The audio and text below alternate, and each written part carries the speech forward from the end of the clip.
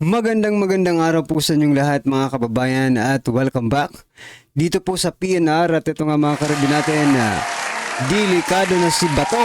Nako, Senator Bato de la Rosa baka ipagkanulo din. Yan mga kababayan, patungkol po riyan ang ating alamin at bibigyan ng komento ngayong araw na ito. Pero bago pong lahat, kung bago ka pa lang at di pa po napag-subscribe sa ating munting channel, please don't forget to subscribe at palike na rin po ng video ito. Maraming salamat po at ito na nga, simulan na po natin to. Sawa ang bayan ko sa magnanakaw na tao.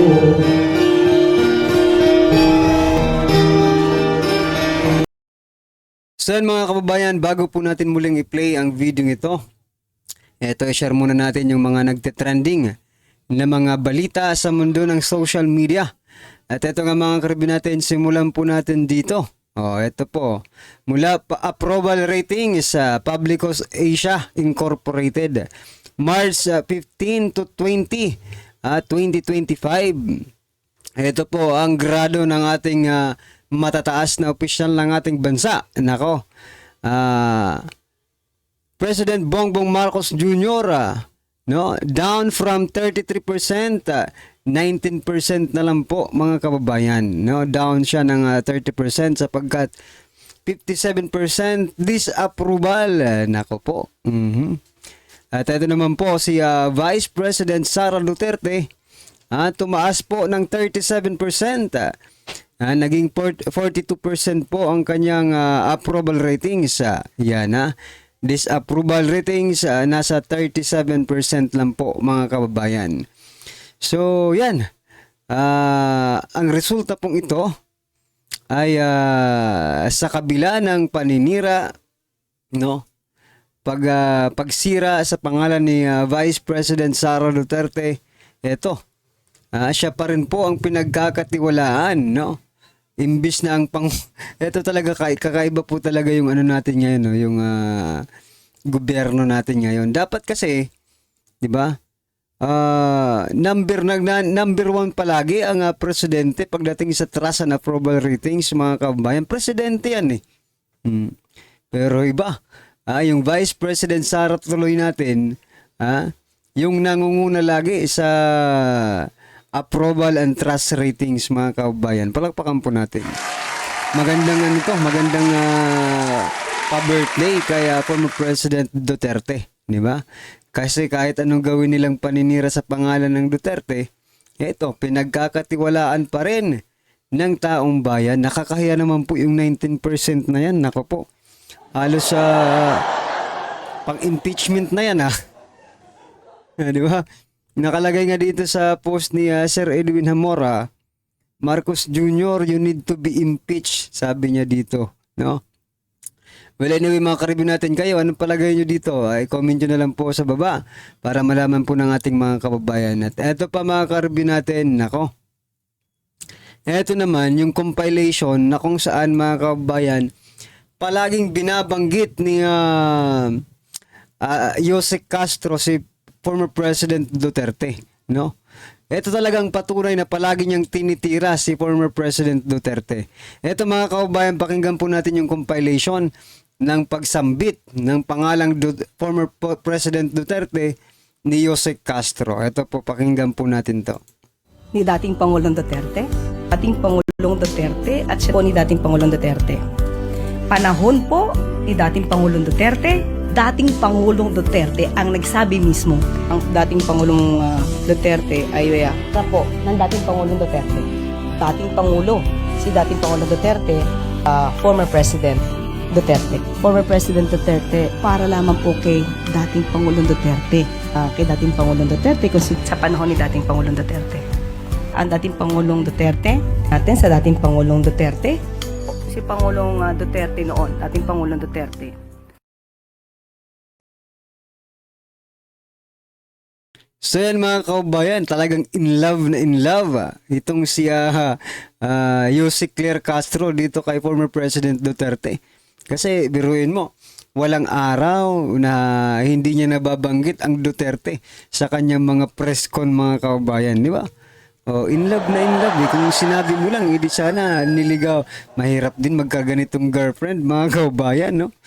Nga, baka ma-PI lang ito ni former president. Nako po, wag na lang no? Ito mga karapin natin ang susunod. Castro pa rin mga kaubayan. Patungkol naman po ito kay Senator Bato. Kapag claim po ni Senator Bato na his security detail has been withdrawn. Sabi po ni Senator Bato de la Rosa. Sinagot naman po ni Attorney Claire Castro, mga kaubayan. Sabi po ni Attorney Jose Claire Castro, nasaan po ba si Senator Bato? Nakikita po ba natin? Hindi ko po alam, sorry po. As of the moment, hindi ko po siya nakikita. So, paano po natin siya mabibigyan ng seguridad kung hindi po siya nagpapakita? Kaya nga po mga kaubayan, nilagay ko po dito sa thumbnail natin, Senator Bato de la Rosa, baka ipagkanulo din, di ba? Kasi, yan, kung pinipilit ni Jose Castro lumabas si Senator Bato de la Rosa, huwag na lang, Senator Bato. Magtago ka na lang muna kung nagtatago ka man, ha? Baka kasi traidorin ka naman ng mga ito, no, hindi daan sa due process, mapunta ka rin sa the Netherlands, di ba? Alam naman natin ito, mga traidor ito eh. Anong bibigyan ng security? Bibigyan daw ng security si Senator Bato de la Rosa. Now, kayo po ba naniniwala? Baka yung security ng baka Interpol na security yan. Di ba? Ay, nako. Sa panahon nyo ngayon kaya tago-tago lang muna Senator Bato. Tago lang muna kasi nakita na po natin yung nangyari kay former President Duterte. Hindi man lang po binigyan ng due process dito sa Pilipinas, no? Gaya nga po ng sinasabi ni laging sinasabi ni Gringo Hunasan yan no, na due process dito sa Pilipinas. So mga kaubayan, ano po ang inyong reaction dyan? I-comment nyo na lang po. At eto pa, ito po si former Senator Gringo Hunasan, no? Sabi niya po dito, both of them said consistently that our courts are functioning, the justice system is working, we are not a failed state, so why did we send former President Duterte to another court in another country to be tried? So, one initial step to stabilize the situation is to bring him back and subject him to due process here in the Philippines. Tama naman mga kaubayan kasi lumabas din sa investigasyon sa Senado na wala talagang due process na ibinigay kay former President Duterte.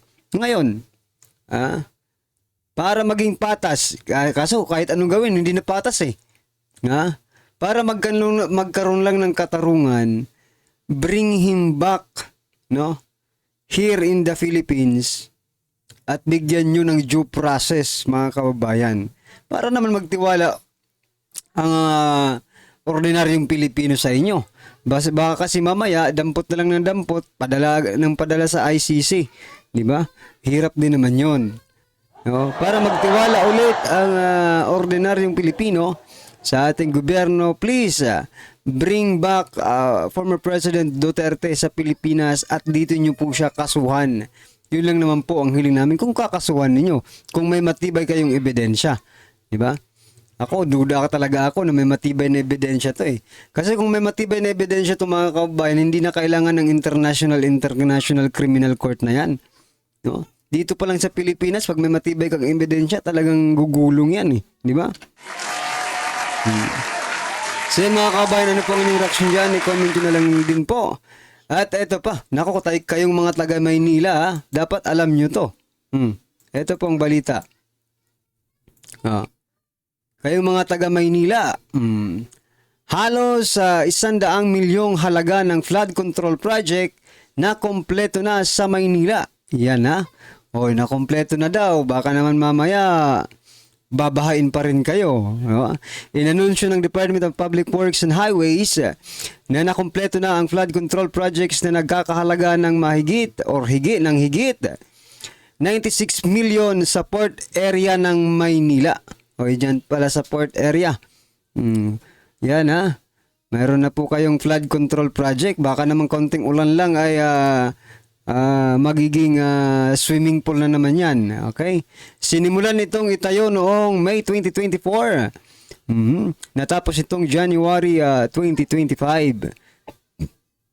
Ayon kay DPWH National Capital Region Director Loretta Malaluan, magsisilbing depensa ng mga residente ng Basico Compound ang naturing proyekto kontra sa pag-apaw ng ilog at pagbaha. Yan mga kababayan, palakpakan po natin kasi may nakumpleto na.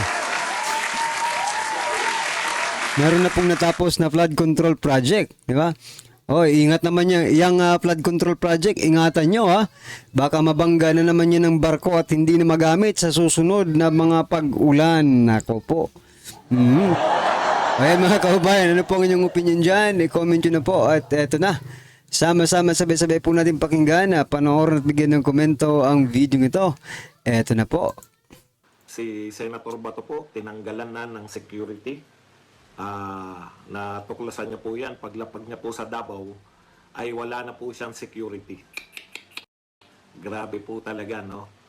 Alam na kung bakit walang security. Malapit lang. Siguro, mailabas lang, no? Mailabas lang yung ICC, dakip agad, eh. Sabi ni Auntie Claire, sinisi pa si Bato, eh. Ano ba yung sinabi ni Auntie Claire? Meron sinabi rito si Auntie Claire, eh. Kung bakit daw, ito sabi niya, Castro kay De La Rosa, paano natin siya mabibigyan ng seguridad kung di siya nagpapakita? O, di ba? So, ibig sabihin, kinumpirma mo na talagang nawalan na ng security si Senator Bato. Kaya lang, pinagbibintangan mo siya na hindi nagpapakita. Hindi nagpapakita sa'yo? Bakit sino ka ba para magpakita sa'yo? Senate President ka na rin ba? Alam ko, taga-PCO ka eh. Wala kang kinalaman kay Bato. Bakit makikipagkita sa'yo? Hindi rin nagpapakita.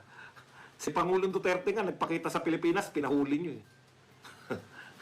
Alam mo, Senator Bato, ito po ang sinabi ni Senator Bato. Pag uwi ko dito sa Davao, wala na akong security. Pinapa-report na sila sa unit nila. Ngayon po, sasabihin mo, Claire, na umuwi siya sa Davao, wala na siyang security. De La Rosa is facing possible arrest warrant from International Criminal Court.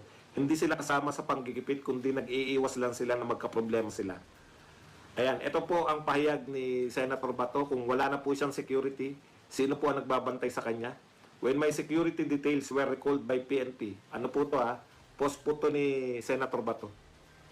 Retired cops and soldiers started volunteering as replacements. They have no firearms but they are equipped with kamote, balanghoy, saging, manok bisaya, and very heartwarming. Huwag kayong mag-alala. Marami po nagbo-volunteer kay Senator Bato. Mga dati niyang kasama. Mga retired police and military. Baka nga mas maganda pa security yun dahil out of loyalty yun. Di ba? Gagwardyan ka niya hindi dahil sa trabaho niya yun. Kung hindi, nag-volunteer siya dahil mahal ka niya. Mas masarap na security yun. Alam niyo si Senator Bato, yan nga no, ang tanong ko sa iyo Senator Bato, may nagawa ba ang Senate President mo? O meron ba man lang siyang reaction ngayon? Tinanggalan ka ng security bilang senador. Alam ko mga senador, dapat may naka-assign talagang security. Tinanggalan ka ng security bilang senador. May nagawa ba yung Senate President? Alam niyo po, ang Senate President natin, lumalabas lang po yan. Hindi po yung concern yung katulad nito. Isang senador, tinanggalan ng security. Kung ikaw ang tatay ng mga senador, head ka, presidente ka ng Senado, dapat lalabas ka, magwawala ka, magagalit ka. Bakit nyo tatanggalan yan? Di ba? Kailan lang lumalabas si Chis? Pag hindi kayang ipaliwanag ni Auntie Claire, yung mga gusto nilang ipaliwanag. Halimbawa, yung legalidad ng pag-aresto kay Tatay Digong. Di ba? Hindi kayang ipaliwanag ni Auntie Claire eh. Dahil ang kaya lang ni Auntie Claire umatake. Lalabas yan. Magpe-press conference para ipapaliwanag niya. Pero kung dapat niyang protektahan ng mga senador, Wala nga, nadali nga to eh, di ba? Si Jose Claire Castro, mga kaubayan. Nadali po yan ni Karen Davila. Di ba? Kasi puro lang tira ng tira sa Duterte. Sabi niya, sabi ni Karen Davila, bakit bakit hindi kayo nag-a-announce about sa mga new projects, di ba? Sa mga development ng ekonomiya natin. Wala kayong binabalitang ganun. Wala kayong nilalabas na statement. Puro na lang kayo Duterte ng Duterte. O, di ba? O, pahiya. Wala po. Hindi nyo makikita yan. Tinanggalan ng senador ng security. Si Bongo. Tinakbuhan ng ano. Nakikipag-usap si Senator Bongo sa spokesperson ng PNP. Tinakbuhan. May narinig ka ba kay Kiss? Na pinagsabihan yung PNP? Na senador yan, no? Isang senador ng Pilipinas. Hindi pinapansin. Hindi pinapansin nung gusto niya salubungin o puntahan si Tatay Digong. Hindi pinapasok. Meron ka ba narinig kay Chis Escudero na pagtatanggol? Pero kung kinakailangan ipagtanggol yung presidente, kung kinakailangan ipagtanggol at sabihin legal yung pag-aresto, magpapatawag pa ng press con yan. Kaya Senator Bato, kung etong tao na to, si Quezon Escudero lamang, kung kinakailangan atakihin pala si BP Sara, di ba? Bakit pinag-aaway yung pulis at mga sundalo? Lalabas yan pag bibing yung mga Duterte. Di ba? Senate President ka eh. Tinanggalan yung isang senador mo. Kahit makalaban ninyo sa politika eh. So yan mga kaubayan, may aasahan pa ba si Senator Bato de la Rosa dito sa Senate President? No? Wherein isa po dapat siya sa pinoprotektahan ng Senate President. Well anyway, kitang-kita rin naman natin kung saan talaga nakapanig, saan nakasandal itong si Senate President Chis Escudero, di ba? So, and we know that it's not for Duterte, mga kaubayan. So, wala, opinion ko lang wala talagang maaasahan dito si Senator Bato de la Rosa sa Senate President, no? Kasi sumusunod lang din ito eh. No, wala naman itong hindi ko lang alam pero sa akin wala po. Wala panindigan, mga kaubayan. Well anyway, ano po ang inyong opinion, reaksyon patungkol po sa video ito, mga kaubayan? I-comment nyo naman po sa baba. Para at least alam po ng ating mga kabayan ang inyong opinion. Maraming salamat po. Please don't forget to like the video. Maraming salamat po. Sawaya ang bayan ko sa magnanakaw na tao.